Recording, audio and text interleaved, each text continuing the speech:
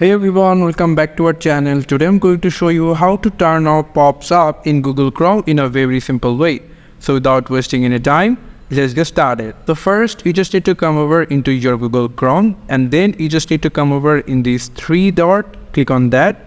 And after that, you will get an option called settings, click on that. And then you will get an option at your left side called privacy and security, click on that. And after that, if you come over into these site settings, click on that.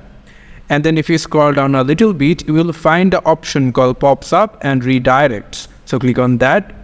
And then you can see my Google Chrome is set it into don't allow sites to send pop-ups or use. So if in your Google Chrome, it's set it in sites can send pop-up and use directions, then you just need to select these don't allow sites to send pop-up or use redirects. Permanently helps you to don't send or don't pop-up in your Google Chrome.